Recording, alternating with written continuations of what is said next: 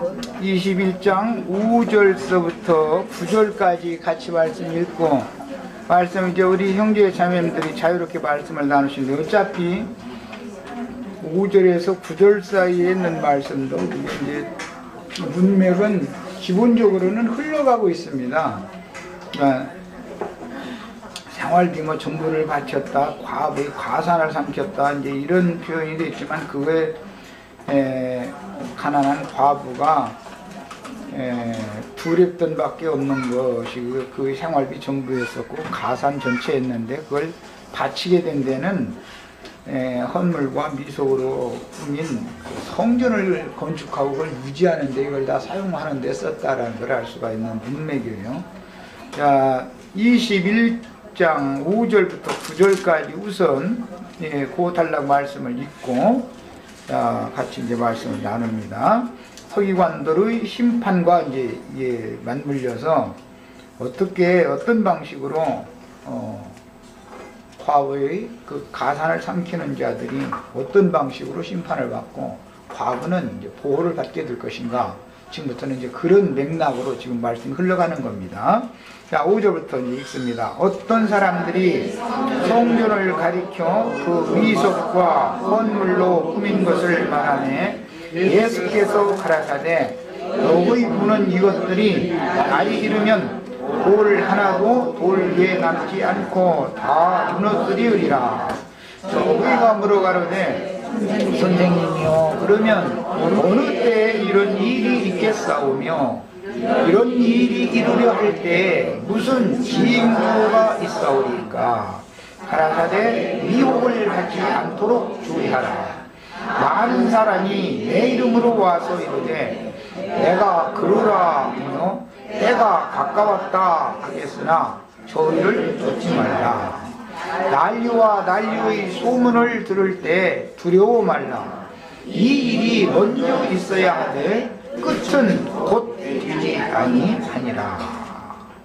자, 우선 여기까지 말씀을 저 앞에서부터 연결을 해서 우리 이제 형제자매님들이 이번 시간에 이렇게 자유롭게 말씀을 좀 나누시고 시간이 남으면 10절에서 19절까지 말씀을 나가시면 되는데 뭐 그렇게까지 시간이 남을 것 같지는 않으니까 자, 지금부터 한 40분 동안 같이 말씀을 나누도록 합니다. 자, 시작합니다.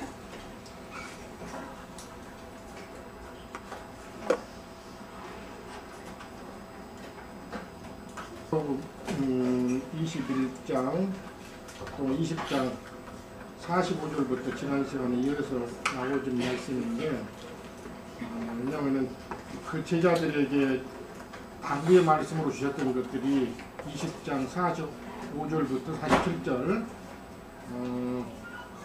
제자들의 그 사역을 이제 제자들에게 맡기실 것인데 지금까지는 실제적인 말씀을 맡은 자들이었던 율법 아래에 있는 율법사, 대제사장, 율법 안에서 말씀을 가르치고 또 그 백성들을 가르쳤던 서기관들과 그 바리새인들을 그런 하는 행실을 마태복음 23장에서는 저들의 말은 그때 저들의 행위는 본받지 말아라 이렇게 말씀하셨는데 여기서는 약간 다른 말씀을 하셨는데 긴 옷을 입고 다니고 그 다음에 시장에서 문안받는 것과 회당의 상자와 잔치의 상속을 중하는 서기관들을 상가해라. 그러면서 저희는 왜 가산을 삼키고 외식으로 길게 기도하니 그랬는데 그 21장에 연복교에 헌금 넣는 것하고 외식으로 길게 기도해 주는 것하고 연관이 있는 걸 볼 수가 있고 가부의 가산을 삼키는 그런 헌금들이 거둬지는 연복에 거둬지는 것들이 지금 21장에서 나왔는데 그들의 받는 판결이 더욱 중요할 것이다. 심판이 중요할 것이다. 이런 말씀을 하시고 나서는 21장에 나와서는 이제 성전 안에 연복대가 있었다고 그랬는데 헌금대가 있었다고 그랬는데 역사적인 고증에 의하면은 그 물질로 된 성전 안에는 13개의 연복대 헌금함이 있었다고 그래요. 그 성전 뜰에 있는 것입니다. 우리가 잘 아시죠? 물질로 된 성전은 지성소가 있고 성소가 있고 바깥으로 나오면 바깥 뜰이 있는데 그 뜰에 연복제를 만들어 놔가지고 백성들이 그 연복 말씀을 듣고 나면은 밖으로 나와가지고 거기다가 그 예물 오늘 말했던 헌금에다 넣는 것입니다. 사실 이걸 생각해 보시면 오늘날도 이런 실행을 하고 있는 사람들을 잘 생각해 보시면서 오늘 지금 이 시간도 아마 그들이 무지하고 무식한 사람들 모아놓고 하나님의 성전이라 하고 그 다음에 하나님의 집이라고 하는 자칭 하나님의 교회라고 하는 헌물과 미석들로 꾸몄던 그곳에서 모여갖고 지금 예배라고 하고 하나님께 드리는 제사라고 하는 것들을 지금 드리고 있는 중일 겁니다. 아마 동일하게 사실.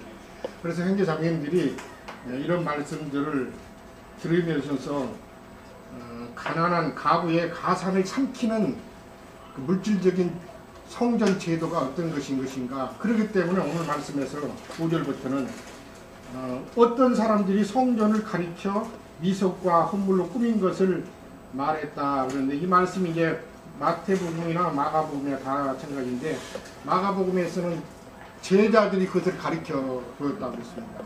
마태복음도 마찬가지입니다. 이런 것을 보면서는 뭐라고 있겠어요? 이렇게 아름다운 헌물과 아름다운 돌로 예수님 당시에 그 물질로 된 성전은 몇 년 동안에서 지었다고 그랬어요? 46년. 네, 46년 동안 요한복음에 있는 말씀입니다. 지었는데 주님이 뭐라고 했어요? 이 성전을 헐어라. 내가 사흘 동안에 일으킬 것이다 그러는데 주님은 그 성전을 인정하지 않으신 것입니다. 사실. 아니 인정하지 않은 것이 아니라 버릴 것입니다. 사실. 그래서 마태복음에서는 그것을 누구 집이라고 했어요? 마태복음 잠깐 가서 보시죠.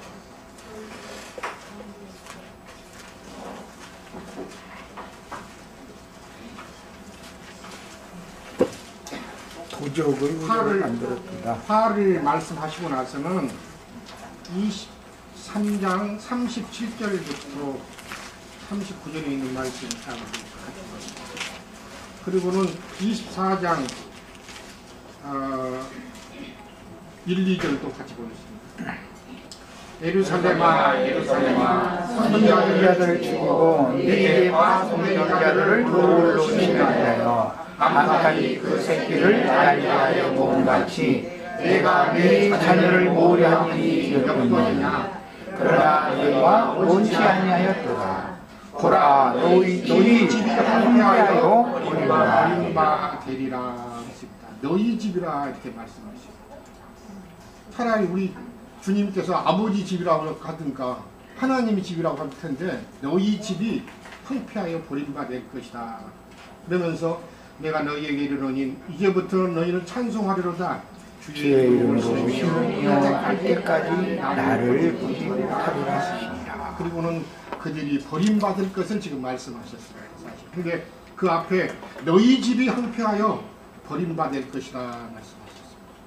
물론 이 말씀은 에레미야 때 선지자 때도 에레미야는 그 물질로 된 성전을 하나님께서 쓸어버리시고 실로같이 됐고 그 다음에 너희 집이 버림받을 것이라는 말씀을 동일하게 하셨습니다. 에레미야 26장을 가서 읽어보시면 집에 가서 형제자매님들이 그 말씀을 같이 보면 되겠습니다. 그래서 이것은 예수님만 지금 와가지고 그 물질로 된 가부가 된 헌금과 미석을 가지고 꾸며놓은 그 물질로 된 성전에 주님께서는 하나님께서는 계시지 아니하고 대래 우리 주님은 너희 집이라고 이렇게 말씀하셨습니다. 왜 이 말씀을 하시냐면은